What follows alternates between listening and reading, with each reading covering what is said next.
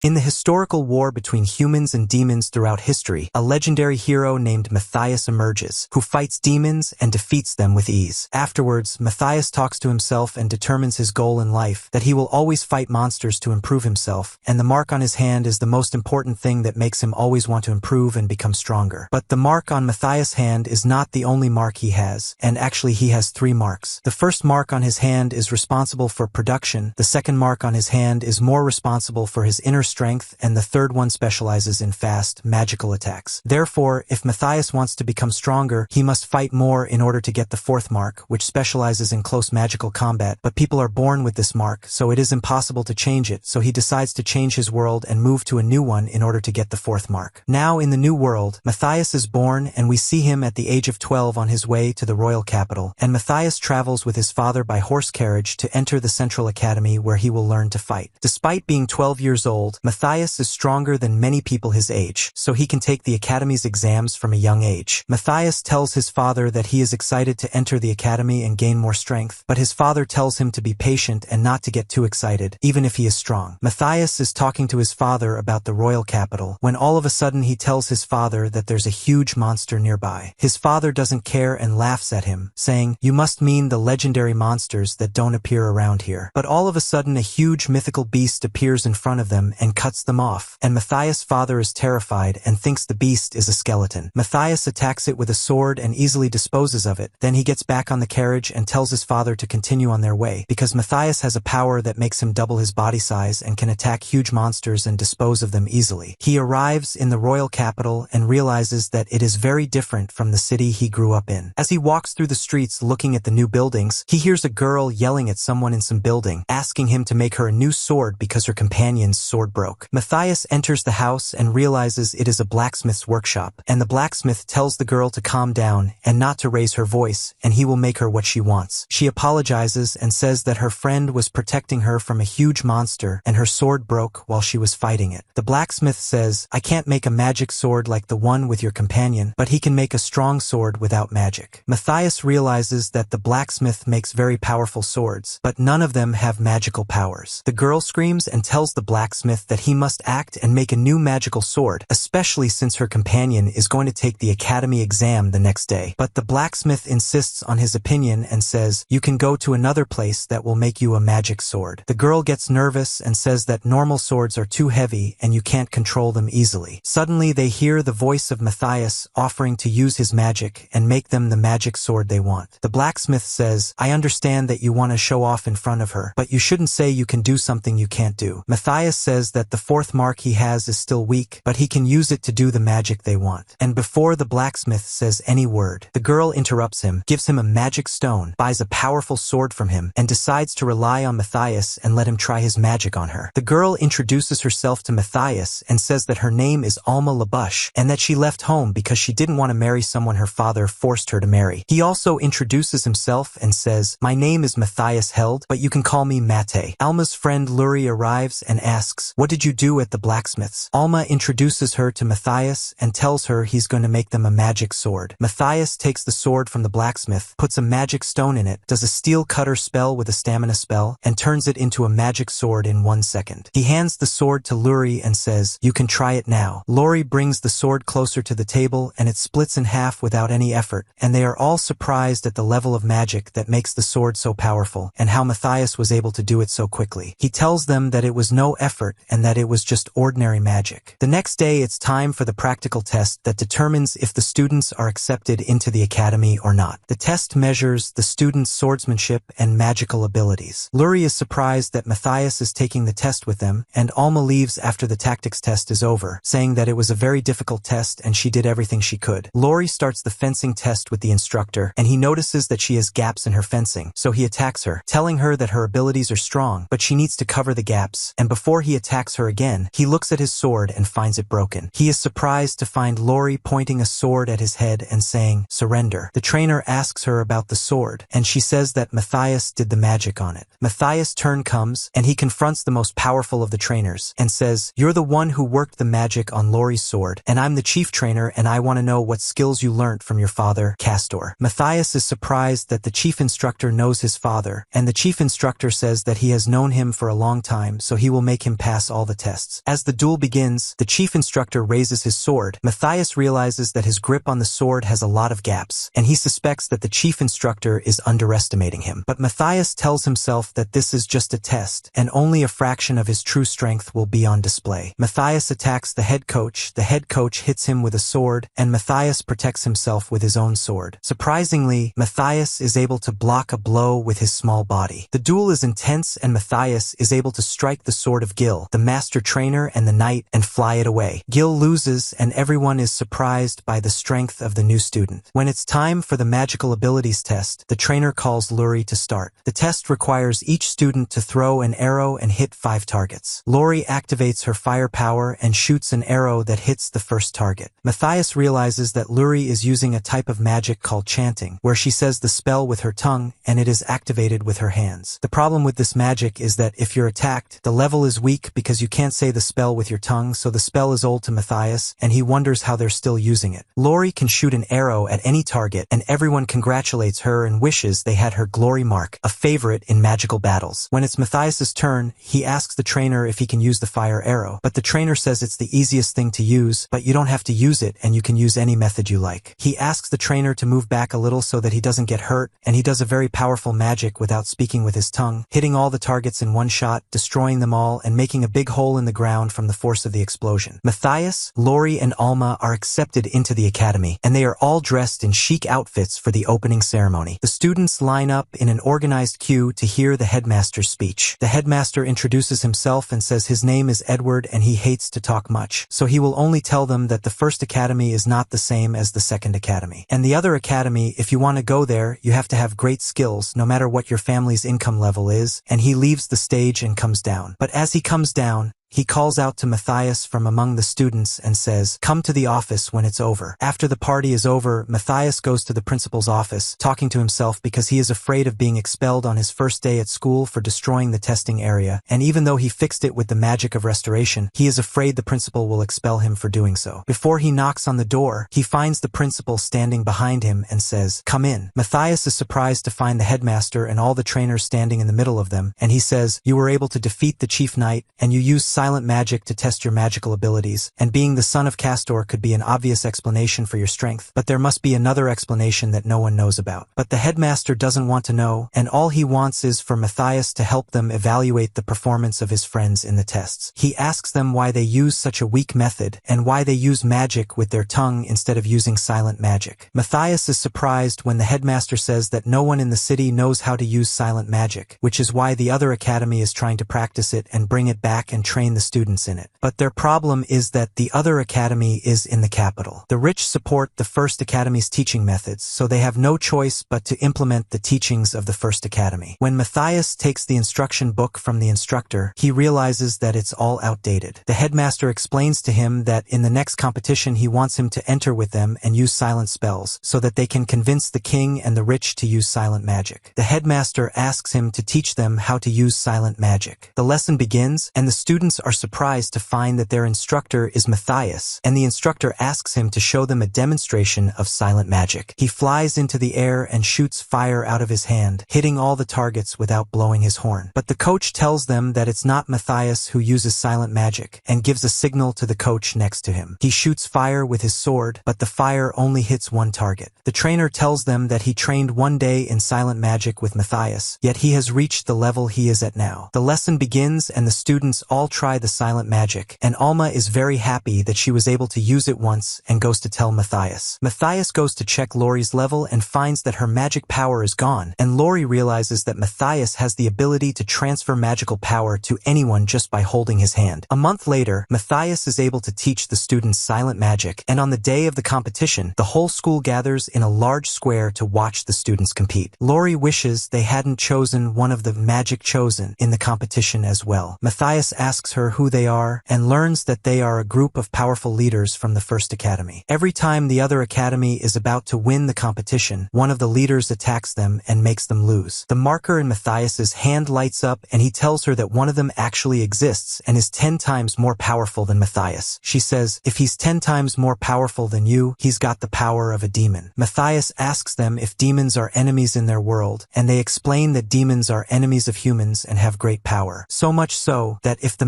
magic of the whole kingdom were combined, they would not be able to get rid of a single demon. The competition begins, and Matias goes out to face 3 of the chosen leaders, and they beat him because he is alone, and ask him if his friends who were supposed to come with him have run away with him. The headmaster of the second academy talks to his assistant, and says that the second academy has given up hope of winning the competition, which will be the 65th time in a row that the first school has won the competition. When the chosen ones gloat over Matias, he realizes that they are actually demons in disguise, hiding their true form in the form of humans. The competition begins, and Les and Jess attack Matias with all their might, but Matias doesn't move and hits them both in one fell swoop. Matias realizes that demons are the reason why humans are so weak, and they are the reason why humans no longer use silent magic. He attacks the next chosen one, and they duel with great force, until Matias uses a spell that destroys the devil's spell and hits him with a sword, causing him to revert back to his true form as a devil with wings. Everyone is surprised to find out that Devils was actually a demon, and that the other academy had been using him all along to cheat the first academy. The headmaster of the second academy stands in the middle of the crowd and asks the guards to call the royal palace to inform them of what happened. Before the demon flies off and tries to escape, Matias hits him with his sword, but his sword breaks, and the headmaster can't believe he can get rid of a demon so easily. Matias remembers his memories of the other world when his name was Jayas, and he was able to defeat all the demons easily. After Matias moved to the new world to take the 4th mark, his name in the new world became Matias, and his family was named Held. He began to explore the new world, and was surprised to find that the most powerful mark in the world was described as the weakest and undervalued, and the spell casting techniques were weak and no one knew how to use them. In the competition arena, after Matias defeats the demon disguised as a student at the first academy, the people gather around the demon and are afraid to approach it, lest it be booby-trapped and kill them, and Matias then goes with the manager to meet the king. But before they enter, Matias asks the headmaster why people are surprised that he was able to get rid of one weak demon, and is surprised by the headmaster's words that no one in the history of the world has ever been able to get rid of any demon or even stand up to it. They enter the king's presence, and he welcomes them. He introduces himself and says that he is a freshman at the second academy, and my name is Matias Held. Under normal circumstances, the king would spread the news to all the people, celebrate him and give him a lot of land, but in order not to cause panic among the people and make them worry about the idea that demons could hide in their midst, he could not do that. The king thinks he wants a magic sword, and says, "I'll give you a sword. A blacksmith came to me 2 days ago and said that the magic in it was done by a young boy, and that he had never seen magic as powerful as this before." Matias thinks that the blacksmith asked him to make him another sword after he made Laurie's sword, which is what the king is talking about. But the king realizes that he doesn't like the gift and asks if there's anything he has in mind. He asks the king for the right to use Jummiz in the kingdom. Jummiz is worth more than gold, and in the world he used to live in, kingdoms have gone to war over Jummiz. But since the magic in this world is weak, they don't know anything about the value of Jummiz. The king agrees and gives him the right to use the Jummiz in the kingdom as he wishes. After the king grants Matias's wish, he asks his opinion on an important matter, saying that the 4 students of the magical chosen have suddenly disappeared, including Erhardt, the last leader of the Mages Guild. We know that the chosen ones first appeared 600 years ago, which means that for 600 years, demons have been infiltrating the kingdom. And in the ancient world of Matias, the demons were on the verge of extinction, but after Matias died, some of the demons must have infiltrated the human world and spread false magical information in order to weaken human magic and control them. The king asks him, "Since you were able to eliminate a demon, will the danger of demons be lessened in the coming period?" But Matias surprises him that the danger will increase even more, and since the 4 chosen magicians escaped, it means that they were demons, and there is no point in disguising themselves, and they will appear in their true form, so the demons' next plan is to gather themselves and attack the kingdom. But Matias surprises them that the demons are not organized, and if they want to work together against us, it will take them at least 3 months. The king says that 3 months is too little, but Matias says that he can do many things in 3 months. The first is to build a huge barrier around the kingdom to prevent demons from entering. The barrier will be made with an artifact that will allow them to create a permanent barrier, and if all the students of the other academy put their hands together and work, they can complete the whole thing in just 1 month. In the meantime, Matias suggests that they continue their study of silent magic, but the king is not confident that they can stand up to the demons on their own. Since Matias was able to vanquish a demon on his own, the king appoints him as the leader of the battle to repel the demon's attack. He goes down to the tool shed and gets permission from the king to take any tool he needs to build the barrier he says he needs. He searches for the magic stones he needs to build the barrier, and if he can't find them,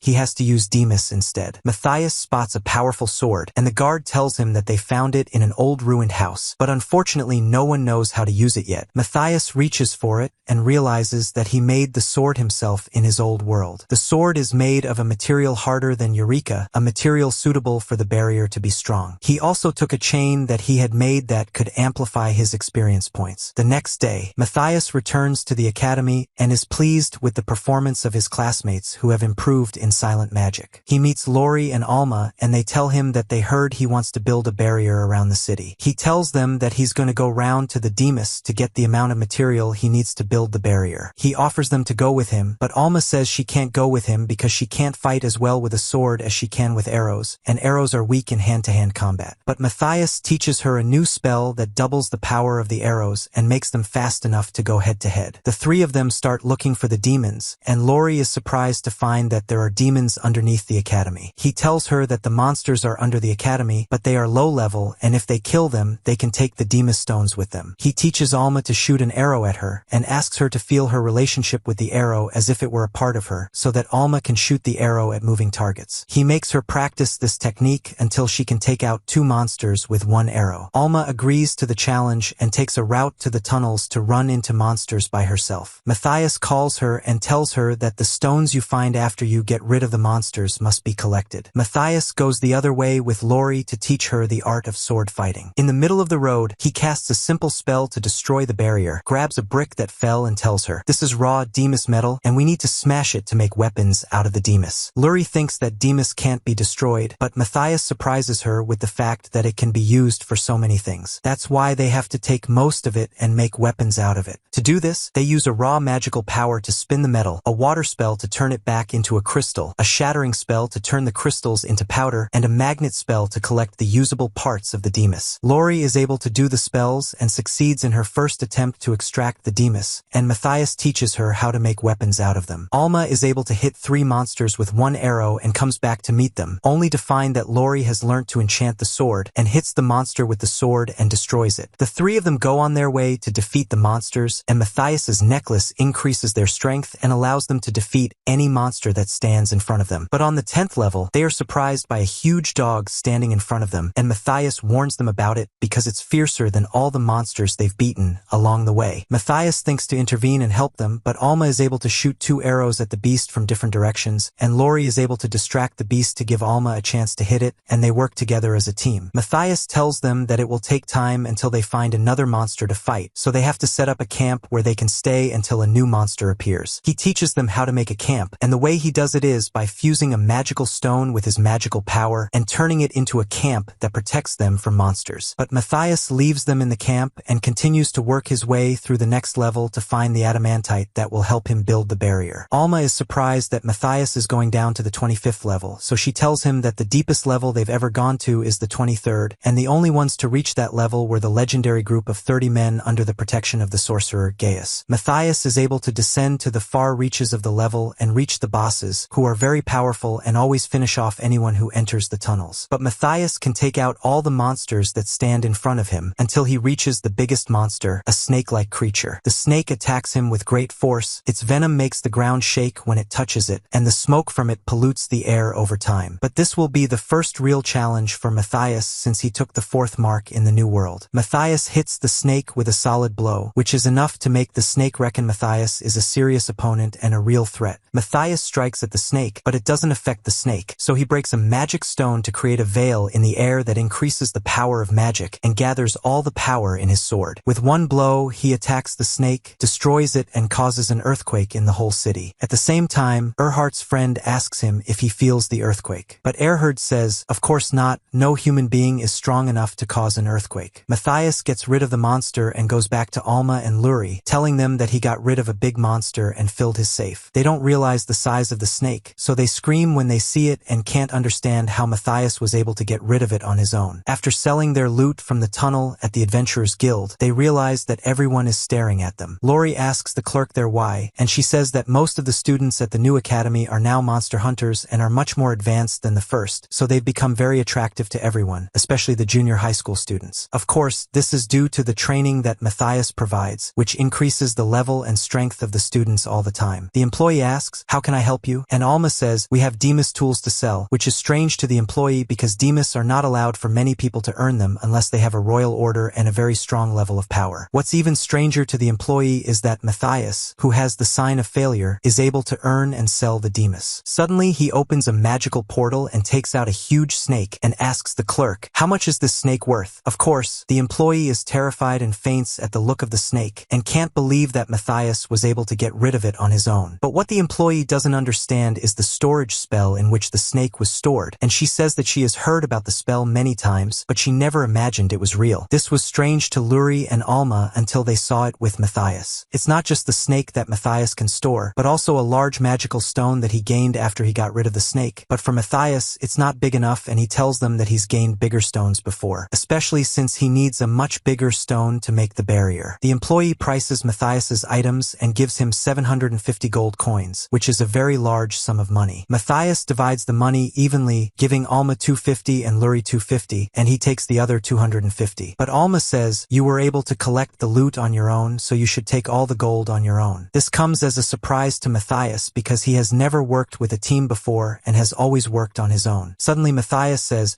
"We have to go back to the academy right away." They ask him why, and he says there's a magical aura walking towards the second academy, which means 2 demons are going to attack it right now. We see the demon Ashriel and his companion heading towards the academy to avenge the devil's death, but they enter the academy, underestimating the humans and acting like they are going to get rid of Matias easily and walk away. He tells Lori and Alma that they have a demon that is stronger than devils and a demon that is weaker, and he will take the strong one and let them play with the weak one. The 2 of them are terrified and ask him how they can face a demon, but Matias assures them that their current level can face demons. The demons prepare to cast a spell from the air before they attack, but suddenly Matias attacks with a preemptive strike, but Ashriel is able to block it. Even though they are not powerful, they are still demons and have more power than humans, so Mathi needs more support. Ashriel hits him with the power of fire, and since his magic is low, he uses their blows to protect himself, and reverses the blow back to Ashriel's side. But he still needs a stronger strategy to fight them, so he pretends to run away, but the demons run after him and get close to Alma. So Alma hits the demon Dishriel with a magical arrow that weakens his strength and slows him down. Dishriel orders him to deal with the girls, and Matias follows him, and Matias's initial mission is successful, and he is able to separate them from each other. The demon casts a spell that is too big for Matias to reverse, but he exploits her weakness and throw a spell at her to break it. He charges at Akril and gives him a direct hit with his sword, but it doesn't kill him. Akril tries to hit him with the sword a few times but can't touch him, and Akril is surprised to find that Matias is a strong swordsman and hits him in the back. Ashriel goes high in the air and comes down quickly on Matias, but Matias hit him on the way down. Ashriel gets mad and says, "You must be a monster, not a human," but Matias charges at him, and before he can get close, he realizes that the demon has a hidden casting spell and they are fighting each other with a sword and he can't get rid of it. The 2 of them continue a fierce duel with swords until Ashriel realizes that he can't beat him, but his pride won't let him admit defeat, so he says to Matias, "I'll let you escape Almirati, and next time your death will be at my hands." Suddenly Matias surrounds him with a spell that stops all his magic, and we know that Matias used all the magic energy that came out of Ashriel to create the spell, and Ashriel falls to the ground and can't get up. Matias then watches as Alma and Lori fight the demon and use the tricks they learnt from Matias, and Matias goes to help them kill the next demon. The devil threatens him that if he unites with Ashriel, they can get rid of them, but he is surprised that Ashriel has fallen among the people. Matias does a light spell and the demon can't stand it and puts his hand against his face. The demon tries to escape, but Matias lets Alma throw an arrow at him, which cuts off his wing, and attacks him with a sword, which knocks his head off. They fall to the ground, and Matias promises that he will teach them the flying spell soon, so he takes them and walks away before people ask them how they did it. Once again, Matias and the manager go to meet the king, but this time they take Alma and Lori with them. The king offers him a second time to make a wish and fulfill it, and Matias asks him for more gemas. The king asks Alma and Luri, "What do you want?" Alma says she wants a lot of money, and Luri says she wants money too. The king laughs and tells his assistants to give them what they asked for. Matias notices the mark on his hand, stands up, asks the king's permission, and addresses one of the king's guards and says, "Show your true colors." He tells them that the demons are watching us from another place and see what we are doing right now, but the demon remains silent, and Matias strikes him with a lightning bolt that makes him scream. He asks if the king can recognize the voice, and the king says it's the voice of Erhard, the leader of the Wizards Guild who disappeared. And we know that Erhardt had been spying on the king's plans all along, but Matias's blow hit him without killing him. Matias asks him if there's anything special he knows about the area, because Matias felt a connection to the area when he destroyed Erhardt's magical interface. The king realizes that this is the village of the demons, and concludes that the demons have been hiding in the ruins ever since. Matias offers to visit the village and attack the demons, but Luri says it's far away and it will take at least 6 months to get there. The journey begins and Matias walks towards the village of demons, taking Lori and Alma with him. They find a dragon named Iris, a dark dragon that Matias uses for long journeys. As Matias gets close to Iris,